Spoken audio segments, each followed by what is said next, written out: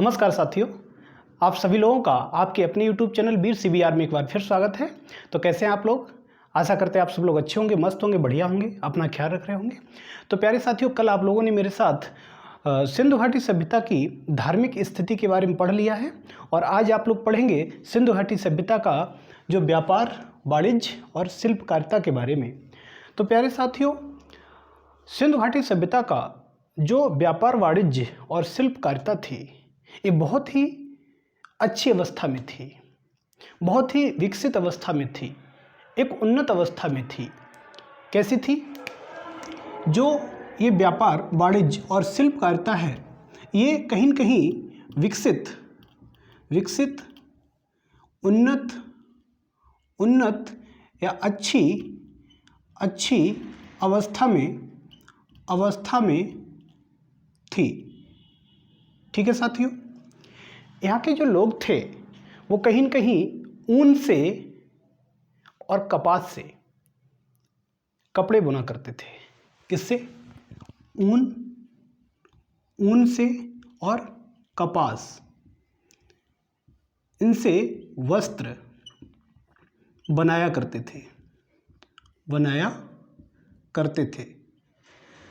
अर्थात हम कह सकते हैं कि इस सभ्यता का जो प्रमुख उद्योग था वो कौन था? वस्त्र उद्योग। क्या था? अगर हम प्रमुख उद्योग की बात करें, प्रमुख उद्योग तो क्या था साथियों? वस्त्र उद्योग था। ठीक है, प्रमुख उद्योग क्या था? वस्त्र उद्योग था। तो प्यारे साथियों, यहाँ के लोगों के अंदर एक विशेष प्रकार की टेक्निक थी। और वो कौन सी टेक्निक थी? वो टेक्निक थी, यहाँ के लोग तांबा को और टिन को मिलाकर कांसा, एक विशेष प्रकार की धातु बनाया करते थे। ये कांसा एक मजबूत धातु है। कांसे से ही ये लोग विभिन्न प्रकार के हथियार बनाते थे, बर्तन बनाते थे। ये जो कांसा बनाने की जो टेक्निक थी, ये केवल सिंधु घाटी सभ्यता के लोगों को ही पता थी। यहाँ तक कि जो ताम्रपाषाण संस्कृति थी, उस संस्कृति के लोग इस टेक्निक को नहीं जानते थे। कौन सी टेक्निक? जो तांबा और टिन, इनको मिलाकर ये लोग क्या बनाते थे? ये कांसा बनाते थे। क्या बनाते थे? कांसा। और ये जो कांसा है, ये एक विशेष प्रकार की मजबूत धातु है। ठीक है, और इसका ज्ञान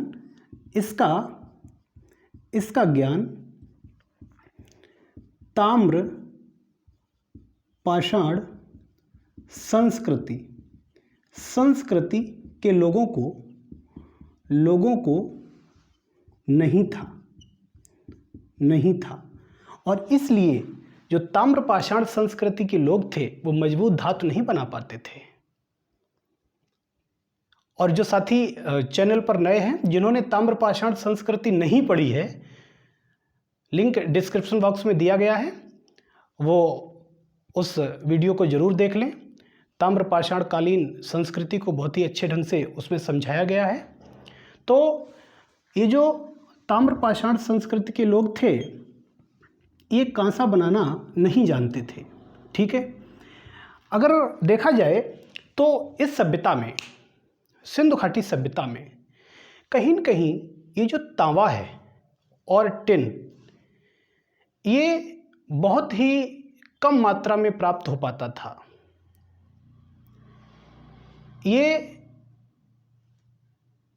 अन्य देशों से, अन्य क्षेत्रों से इसका आयात किया जाता था।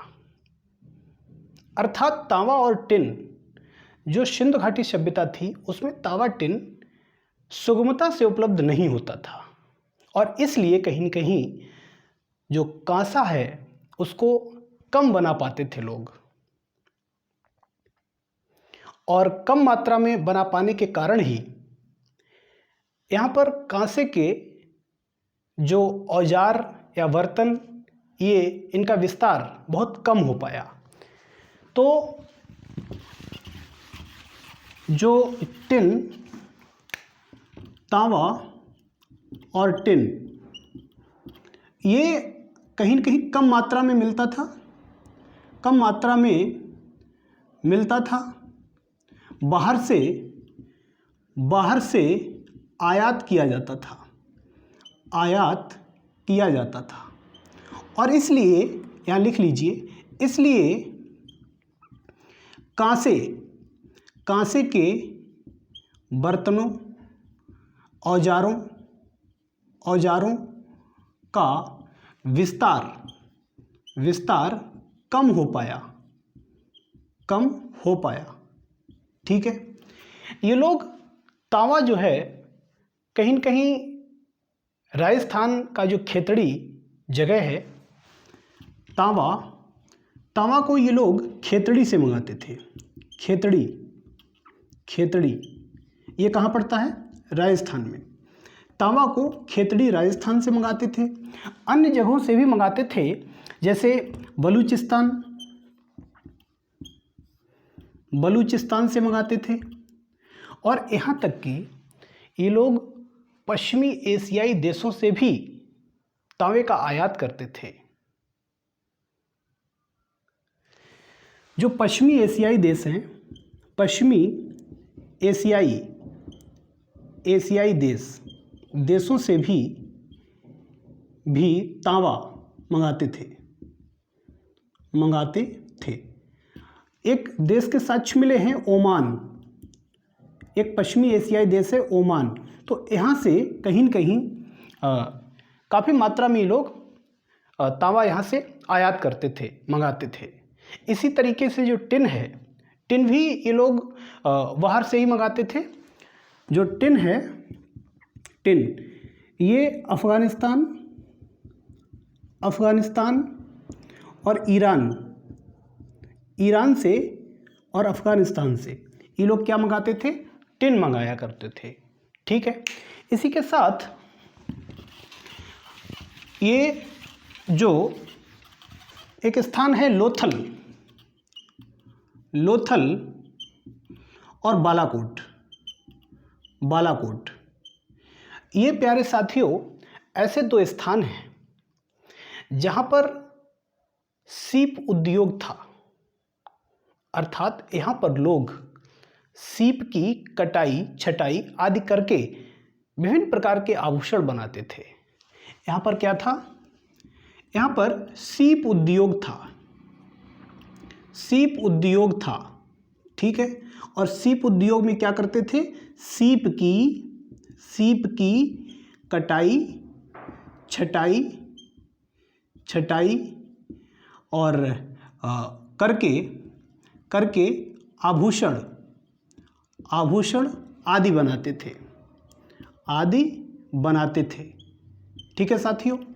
ये जो बालाकोट पड़ता है, बालाकोट और एक जगह और है जिसका नाम है नागेश्वर। जो बालाकोट है, बालाकोट और एक जगह है नागेश्वर। ये दोनों बस्तियां समुद्र के किनारे हैं। कहाँ हैं? समुद्र के किनारे हैं। और प्यारे साथियों, ये समुद्र के किनारे होने की वजह से यहाँ से लोग शंख मंगाया करते थे। क्या मंगाते थे? शंख का आयात किया करते थे। आपसे पूछा जाए कि शंख का आयात हड़प्पा वासी कहाँ से करते थे, तो नागेश्वर और बालाकोट से करते थे, क्योंकि ये बस्तियाँ समुद्र के किनारे स्थित थीं। तो यहाँ से क्या मंगाते थे? इन दोनों बस्तियों से, यहाँ से हड़प्पा वासी क्या मंगाते थे? शंख का आयात करते थे। किसका आयात करते थे? शंख का आयात करते थे। ठीक है, ये नोट कर लीजिए साथियों। तब तक थोड़ा इंक डाल लें, ये नोट कर लो।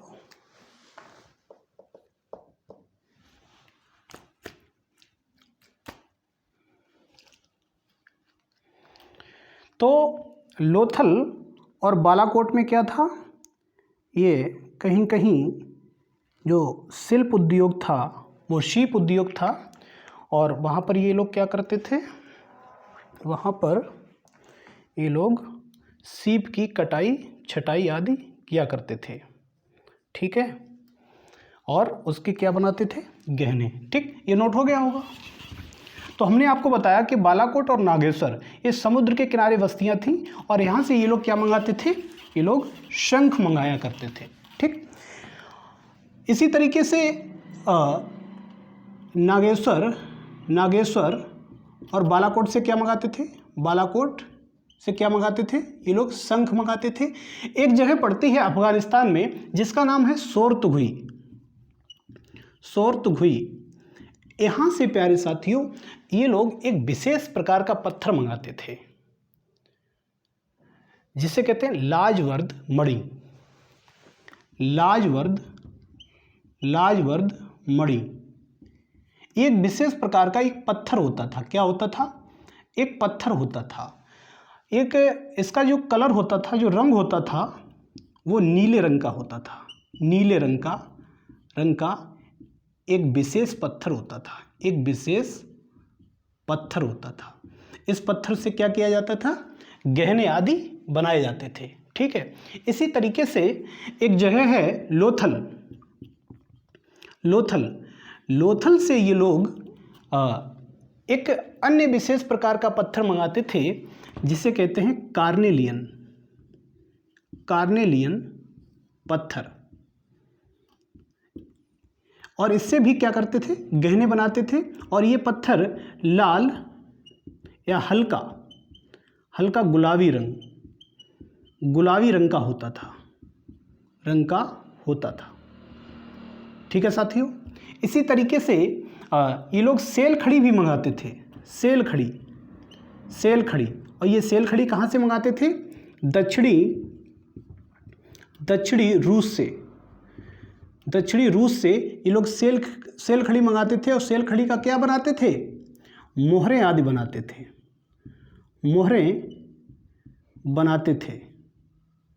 क्या बनाते थे, मोहरें बनाते थे। ठीक है साथियों, सेल खड़ी से क्या बनाते थे, मोहरें। इसी तरीके से ये कुछ अन्य जैसे सीसा, चांदी, सोना आदि चीज़ों का भी आयात किया करते थे। तो जो चांदी होती थी,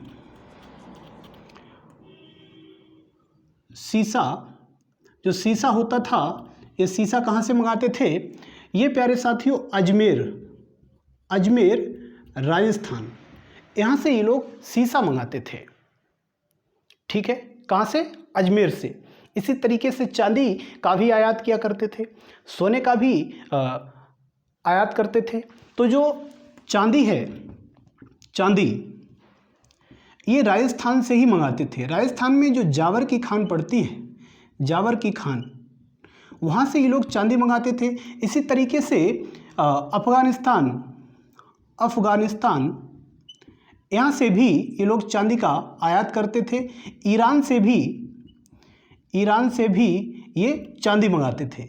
इसी तरीके से अगर हम सोने की बात करें तो सोना ये लोग कर्नाटक से मंगाते थे। कर्नाटक से क्या मंगाते थे, सोना मंगाते थे। ये जो चांदी है और सोना, इनसे ये लोग क्या करते थे, इनसे ये लोग सोने चांदी से क्या करते थे, जो सुनार लोग होते थे, ये लोग क्या बनाते थे, आभूषण बनाते थे। क्या बनाते थे, आभूषण तो ये लोग पत्थरों के भी बनाते थे। किसके, पत्थरों के। जो पत्थर मंगाते हैं, लाजवर्द मणि हो गई, उसके भी आभूषण बनते थे। कार्नेलियन पत्थर हो गया, अन्य विभिन्न प्रकार के बहुमूल्य जो पत्थर होते थे, उनसे भी ये लोग आभूषण बनाया करते थे। तो सोने और चांदी से भी क्या बनाते हैं, सुनार लोग आभूषण बनाते थे। और जो बहुमूल्य पत्थर होते थे, बहुमूल्य पत्थरों से भी आभूषण बनाते थे। बनाते थे। ठीक है, बहुमूल्य पत्थर जैसे आपका ये कार्नेलियन पत्थर हो गया, जैस्पर हो गया, क्वार्ट्ज हो गया, इसी तरीके से सेल खड़ी इसके भी क्या बनाते थे, गहने आदि बनाया करते थे। ठीक है, हमने आपको बताया कि सेल खड़ी से ये लोग मोहरे भी बनाते थे। सेल खड़ी से क्या बनाते थे ये लोग, जो सेल खड़ी इससे ये लोग मोहरे भी बनाते थे, मोहरे। ठीक है, क्या बनाते थे, मोहरे। यहाँ तक कि जो मेसोपोटामिया की सभ्यता है वहाँ पर भी हड़प्पा कालीन मोहरों के साक्ष्य प्राप्त हुए। तो इससे ये निष्कर्ष निकाला जा सकता है कि हड़प्पा कालीन जो व्यापार था, हड़प्पा सभ्यता का जो व्यापार था वो मेसोपोटामिया तक विस्तृत था। अर्थात कह सकते हैं कि हड़प्पा और मेसोपोटामिया के व्यापारिक संबंध अच्छे थे। तो ये जो मुहर मिली है, ये मुहर इसके साक्ष्य मेसोपोटामिया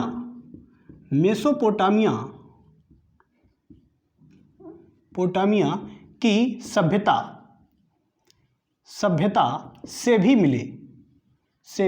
मिले और इसलिए मेसोपोटामिया और हड़प्पा के व्यापारिक संबंधों की पुष्टि होती है। ठीक है साथी, क्या होती है, इनकी पुष्टि हो जाती है कि हमारे जो हड़प्पा कालीन संस्कृति थी और मेसोपोटामिया की जो संस्कृति थी इसके आपस में व्यापारिक संबंध थे। यहाँ से जो ये एक स्थान पड़ता है लोथल, ये लोथल और एक स्थान है देसलपुर। यहाँ से तो प्यारे साथियों जो मोहरें मिली हैं उन पर क्या था, उन पर जानवरों के चित्र अंकित थे। क्या थे, जानवरों के चित्र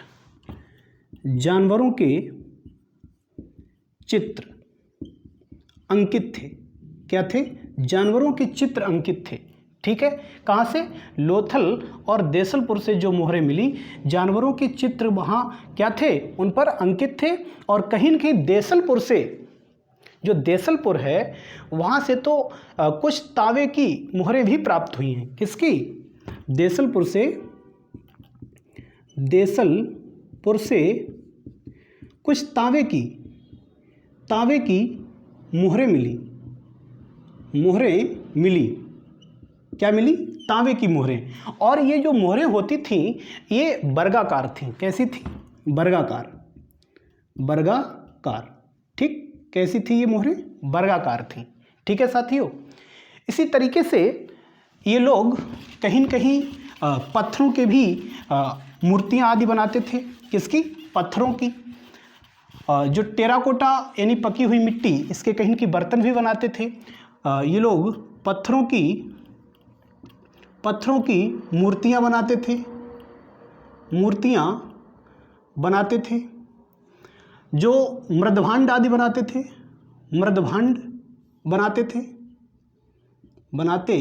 थे। ठीक, ये जो मृदभांड बनाते थे, कहीं न कहीं इन मृदभांडों पर ये लोग लाल और काले रंग से ये लोग पॉलिश किया करते थे, जिससे कि मृदभांड दिखने में अच्छा लगे, सुंदर दिखे। ठीक, इसलिए ये क्या करते थे, लाल रंग और काले रंग से क्या करते थे, इन पर पॉलिश कर दिया करते थे। मृदभांड को इसे सुंदर दिखने के लिए ये लोग क्या करते थे, इस पर लाल और काले रंग से पॉलिश किया करते थे। ठीक है साथियों, क्या करते थे, लाल और काले रंग से ये लोग पॉलिश कर देते थे। ठीक है, कहीं न कहीं ये लोग कभी कभी लाल रंग से पॉलिश करके और काले रंग से इस पर चित्रकारी भी करते थे। क्या करते थे? चित्रकारी। तो लोथल से ऐसे साक्ष्य मिले हैं, लोथल से कुछ मृदभांड मिले जिन पर क्या था, जिन पर लाल रंग से पॉलिश थी और क्या था, और उस पर काले रंग से चित्रकारी की गई थी। और यहीं से प्यारे साथियों एक ऐसा मृदभांड प्राप्त हुआ जिस पर एक कथा का वर्णन था, एक कथा लिखी हुई थी। और वो कथा किसकी? जो पंचतंत्र की जो कथा चालाक लोमड़ी, उसका वर्णन था। एक यहाँ से एक मृदभांड मिला। ये मृदभांड कहाँ से मिला? लोथल से। और इस पर क्या था? एक कथा का वर्णन था। और ये कौन सी कथा? चालाक लोमड़ी। पंचतंत्र की जो कथाएं हैं। तो लेखक कौन हैं? लेखक आप लोगों को पता होगा कौन है? विष्णु शर्मा। ठीक, विष्णु शर्मा। ठीक, ये लेखक हैं। तो लोथल से जो मृदभांड मिला है उस पर एक कथा का भी अंकन है, चालाक लोमड़ी की कथा का।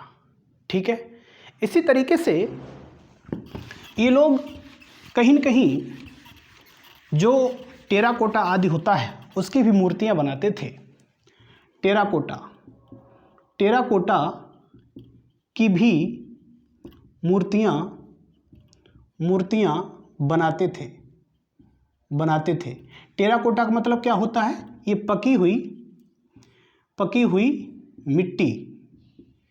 मिट्टी होती है। ठीक, इसकी भी क्या बनाते थे? मूर्तियां बनाते थे। तांबे की भी मूर्तियां बनाते थे। तो तांबे की एक नर्तकी के भी साक्ष्य मिले। ठीक, अर्थात तांबे की इन्होंने एक नर्तकी बनाई। तांबे के रथ के भी साक्ष्य मिले। तांबे के रथ, प्यारे साथियों, तांबे का रथ भी मिला है। और ये रथ कहाँ से मिला? एक जगह पड़ती है दोयमाबाद, और ये दोयमाबाद कहाँ है? महाराष्ट्र में। तो वहाँ से तांबे के रथ के भी साक्ष्य मिले हैं। तो ये जो तांबे का रथ के जो साक्ष्य मिले वो कहाँ से मिले? दोयमाबाद से। दोयमाबाद, और ये कहाँ पड़ता है? महाराष्ट्र में। ठीक, यहाँ से क्या है कि तांबे के रथ के भी क्या मिले? साक्ष्य प्राप्त हुए। ठीक, इसी तरीके से हम कह सकते हैं कि जो सिंधु घाटी सभ्यता है उसमें जो व्यापार होता था, व्यापार अर्थात वस्तुओं के परिवहन के लिए कहीं न कहीं ये लोग रथ आदि का प्रयोग करते होंगे। वस्तुओं के परिवहन के लिए कुछ अन्य भी साक्ष्य प्राप्त हुए, जैसे इक्का गाड़ी, बैलगाड़ी, इनके भी साक्ष्य मिले हैं जिनसे वस्तुओं का परिवहन किया जाता था, जिसमें अर्थात व्यापार में आसानी होती थी। तो हम कह सकते हैं कि परिवहन के लिए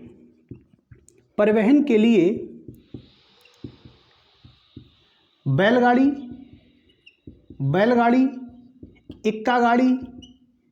इक्का गाड़ियों के भी साक्ष्य मिले। और प्यारे साथियों, ये जो साक्ष्य मिले हैं ये चुन्हू दड़ू से मिले। ठीक, ये जो साक्ष्य मिले वो कहाँ से मिले? चुन्हू दड़ों से इसके साक्ष्य प्राप्त हुए कि ये लोग क्या करते थे? ये लोग परिवहन के लिए इक्का गाड़ी या बैलगाड़ियों का भी प्रयोग करते थे। ठीक है साथियों, कहीं न कहीं ये लोग व्यापारिक स्थिति इनकी बहुत ही विकसित थी, तो कह सकते हैं कहीं न कहीं ये लोग बाटों आदि का भी प्रयोग करते थे। आदि का प्रयोग करते थे। और इनके जो बाट होते थे, बाट मतलब किसी भी वस्तु का वजन आदि तौलने के लिए एक मापक इकाई होती है। तो इनके जो बाट होते थे, इनके बाट 16 के गुणक में होते थे। कैसे होते थे? 16 के गुणक में होते थे। ठीक, 16 के गुणक में मतलब 16 आना, 32 आना, इसी तरीके से 160, 64, ठीक इस तरीके से हुआ करते थे। और इनका जो आकार होता था वो घनाकार होता था। कैसा होता था? घनाकार। ठीक है, ये लोग कहीं न कहीं पत्थरों का, धातुओं का और पशुओं की खाल का ये लोग व्यापार करते थे। किसका करते थे? धातुओं का, पत्थरों का और पशुओं की खाल का क्या करते थे? व्यापार करते थे। ठीक है साथियों, लेकिन जो व्यापार होता था, ये व्यापार अदला बदली वाला व्यापार था। अर्थात कह सकते हैं कि मुद्रा का प्रचलन नहीं था। यहाँ पर जो व्यापार होता था वो वस्तु विनिमय प्रणाली पर आधारित था। किस पर आधारित था? वस्तु विनिमय प्रणाली, कि हम आपको कुछ चीज़ दे दें और उसके बदले आप हमें कुछ चीज़ दे दो, बस यही होता था। तो जो व्यापार होता था वो किस पर आधारित था? यहाँ का व्यापार वस्तु विनिमय प्रणाली पर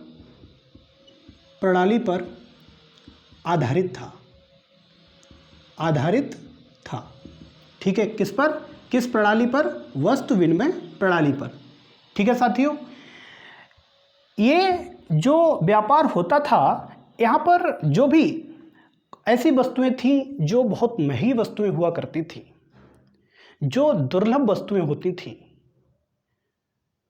ये जो वस्तुएं थीं ये केवल हड़प्पा और मोहनजोदड़ो में ही प्राप्त होती थी, क्योंकि यही दो ऐसे शहर थे जो बहुत ज़्यादा विकसित अवस्था में थे। तो जितनी भी महंगी और दुर्लभ वस्तुएं थीं वो हड़प्पा और मोहनजोदड़ो में ही प्राप्त हो पाती थीं। तो यहाँ लिख सकते हो आप कि महंगी और दुर्लभ वस्तुएं मोहनजोदड़ो और हड़प्पा में मिलती थी।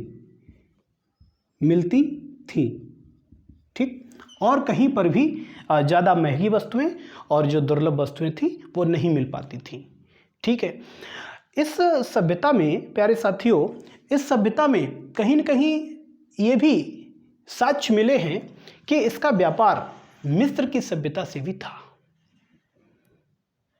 मिस्र से भी इस सभ्यता के व्यापारिक संबंध थे। और इसका पता कैसे लगता है? एक जगह पड़ती है लोथल। तो लोथल से क्या होता है, मम्मी के साक्ष्य प्राप्त हुए हैं, और मम्मी के साक्ष्य प्राप्त होने की वजह से ये निष्कर्ष निकाला गया कि कहीं न कहीं इसके व्यापार के जो तार थे वो मिस्र की सभ्यता से भी जुड़े हुए थे। तो आप लिख सकते हो यहाँ कि इस सभ्यता के व्यापारिक संबंध मिस्र से भी थे। ठीक, और इसकी पुष्टि कैसे हुई कि लोथल से मम्मी क्या होता है, एक विशेष प्रकार का, जब कोई व्यक्ति किसी की मृत्यु हो जाती है तो उसको एक विशेष प्रकार के मसाला उसके शरीर पर लगाकर एक विशेष प्रकार का लेप करके उसको रख दिया जाता है, और वो वर्षों तक उसी तरीके से उसी अवस्था में रखा रहता है, वो खराब नहीं होता है। तो ये उसे मम्मी कहते हैं। ठीक, तो लोथल से मम्मी के साक्ष्य प्राप्त हुए। किसके साक्ष? मम्मी के साक्ष। और इसलिए माना गया कि इस सभ्यता के जो संबंध थे, व्यापारिक संबंध, वो मिस्र से भी थे। ठीक है। अर्थात कहने का तात्पर्य है कि सिंधु घाटी सभ्यता की जो व्यापारिक स्थिति थी वो अन्य देशों से भी जुड़ी हुई थी। व्यापारिक स्थिति बहुत ही उन्नत अवस्था में थी।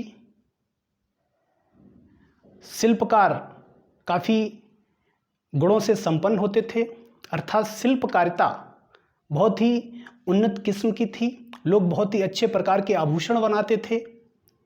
और यहाँ तक कि चुन्हुदड़ो,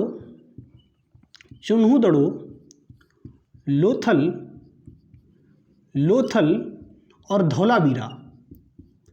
धौलावीरा, ये 3 स्थान ऐसे स्थान हैं, यहाँ से आभूषणों में छेद करने वाले, वस्तुओं में छेद करने वाले बहुत सारे औजार प्राप्त हुए, बहुत सारे साक्ष्य प्राप्त हुए। क्या प्राप्त हुआ? यहाँ से वस्तुओं में या आभूषणों में छेद करने वाली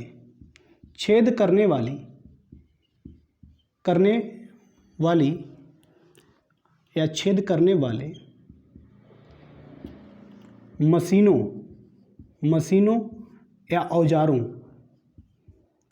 औजारों के साक्ष्य मिले।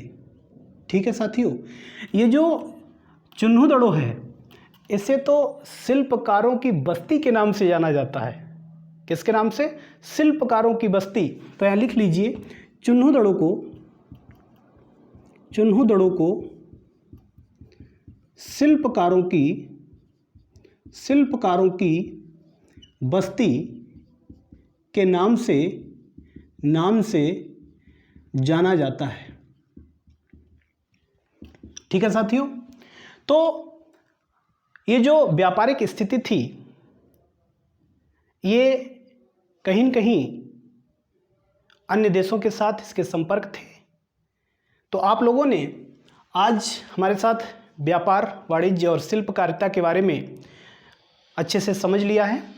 और क्लास कैसी लगी कमेंट बॉक्स में ज़रूर बताइए। चैनल को प्यारे साथियों सब्सक्राइब ज़रूर करें और वीडियो अपने दोस्तों में ज़रूर शेयर करें। और कल फिर मिलेंगे एक बेहतरीन और मज़ेदार क्लास के साथ। तब तक के लिए नमस्कार।